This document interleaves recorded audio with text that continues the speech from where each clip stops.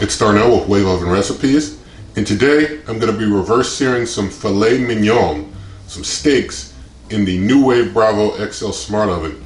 Using its sear feature along with its meat probe makes reverse searing some steaks really nice. So we got some fresh meat and we're going to get reverse searing it right now. Alright, so let me let you check out the steaks I have here from Costco, some filet mignon. It's basically, let's see how much we have, 2.3 pounds of filet mignon. So going to be reverse searing all of this today in one shot. In addition to the steak, I'm going to coat it with some extra virgin olive oil here, and I'm going to also coat it with some McCormick's Grill Mate Montreal steak seasoning because I'm really enjoying this steak seasoning. So first thing I'm going to do is just get them out and then get them covered in the oil and the spices. This is just the prep, well before cooking time, because these are going to need a little time to rest even after I get them prepped.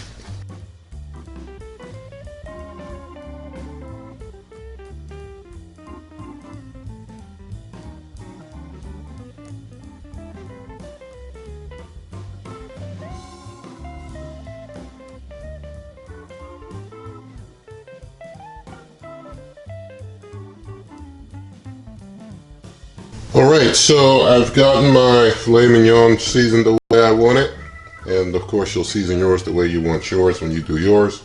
But I'm going to let it set out for about 30 minutes before putting it into the NuWave Breville XL Smart Oven. So it's been out about 10 minutes so far. So I'm going to let it set and rest about another 15 minutes before I even start getting the Smart Oven prepped for cooking. So I'm going to bring you on back after this is rested for a little while. Alright, so I've given my steaks some time to just kind of hang out and rest a while. So now I'm going to get the Smart Oven started up and get the whole reverse sear setup going. So I'm going to hit the on off to turn it on. And now that I have it on, I'm going to hit the probe button first, because I have to set the probe up.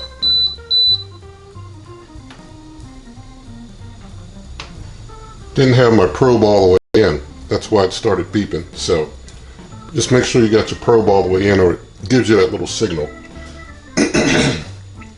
So now I'm going to set my meat temperature up to 150 because I'm going to start my reverse sear once it's at medium well temp at 150. So once it starts searing, it'll probably go a little over into into well done territory when it's all said and done. Now I'm going to go ahead and hit the sear option. So I'm going to hit sear 3 times. 1, 2, 3. That's sear 2. And that takes the, basically it's going to do 350 for the cook time, and then once it gets to the set meat temperature of 150 degrees medium well, it's going to kick into the 450 searing and sear the meat for like 5 minutes. So now I also want to do a preheat, so I'm just going to hit preheat, and I'm going to hit start. And while things are preheating to the 350 degrees, that will be the regular cook temperature, I'm going to start putting the meat out on this baking pan with the grill rack so that it grills on this. I'm going to put this piece in the back because I know the back cooks faster, so I'm going to let that one cook in the back. I'm going to put this one up front here. I'll put this one up front right here. And this last piece, this is the one I'm going to track temperature with. I'm going to stick the meat probe in here. Let's get it in there deep. So I got my meat probe in there nice and deep. I'm just going to leave that one right there. So we're just going to wait for things to finish preheating, and then we'll get them all put into the NuWave Breville XL Smart Oven. Okay, things needed just about 5 minutes to preheat. Now I'm going to go ahead and open up the NuWave Breville XL Smart Oven AirFryer, or you could call it the NuWave Breville XL AirFryer, or NuWave Breville XL Smart Oven AirFryer, whatever you like. So I've got it closed up in there. Now I'm going to go ahead and hit the start button. and it's showing 10 minutes now. I'm going to increase that time. I'm just going to give it ample time to get to my desired temp, so I'm just stretching it out to an hour. It's not, Lord willing, not going to take an hour, but just stretching it out to an hour, give me a good amount of time to count down from to know how long it's cooking. But basically going to let it do that cook and then do the sear, and I'll try and keep track of when things do changeovers and such. And I'm going to just do the reverse sear on one side of this meat, you know, just to kind of go through it on one side. If you're one who likes to reverse sear both sides, you'd have to, after it does one side, flip it over, maybe hit it with the broil for a little while or something. But I'm just going to let it go through this reverse sear process, and we'll see how things turn out. So I'm going to let it cook and bring you back. I just wanted to show you starting out the meat temperature. It was at about 52 degrees. Now it's up to 54, but we're 1 minute into the cook. So I'll just keep it on the meat temperature so I can see where the meat temperature is at, and then, you know, kind of flip back to the time and see how much time's passed later and bring you on back then. Okay, so after 22 minutes, things kicked over into the sear mode. So now things are doing the 450, the meat temperature reached 150. It really went from 140 right to 150, like the probe kind of jumped up real quick. The settings were all correct, and I know that it hit 150 because it did kick over, and I did off camera, I did kind of turn things off and on and check the probe again just to make sure, because I thought something was fishy for it going from 140 straight up to 150, but it did it. So it is definitely at 150, and it's doing the reverse sear now. So basically the instructions I've given to this point are totally correct to do the reverse sear. If you want to see how to do other types of searing, I have a video all about how to use the sear function and all its different modes. But right now it's into its searing part of the reverse sear after 22 minutes at 350.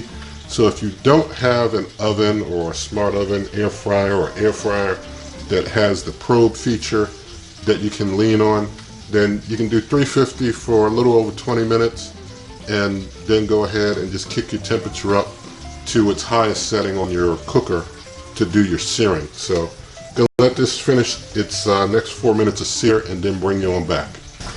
Okay, we're coming into the final seconds here, final 10 seconds. There has been no smoke up until this point, but just in this last maybe 10 seconds, I just saw a puff of smoke. First time I saw any smoke at all. So this worked out perfectly. The cook time is basically 28 minutes total. So in under 30 minutes, I've got myself some reverse seared steaks. And so I'm gonna go ahead and open up here. As you see, the smart oven kind of does its present feature to just kind of, when you put things on that third rack up, and I have things on the third rack up that I didn't mention earlier. It has that presentation feature when you open the door. All right, so I've taken the steaks out. I'm gonna just let them all rest together here on the rack while it reabsorbs juices. And I'll just put this one on a fresh plate once they've rested for about maybe 6 more minutes. Try and let them rest about 10 minutes. I'm just gonna cover them and let them rest for another 6 minutes and bring you back. All right, gave them a little time to rest. Going to uncover them here and get one onto the plate. Now I'll just go ahead and give this one a cut open.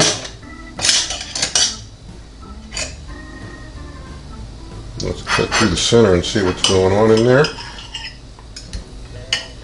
Alright, there's our center. That's a respectable medium well.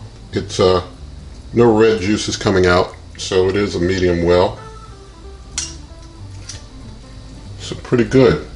I'm going to just cut an end piece off here for taste test, and I'll cut a little of the interior off as well for taste test purposes.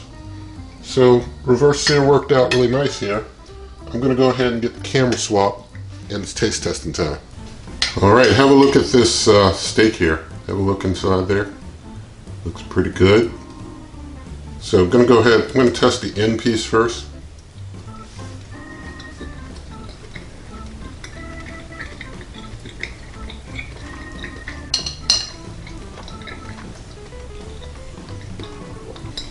Now I'm going to test some interior meat.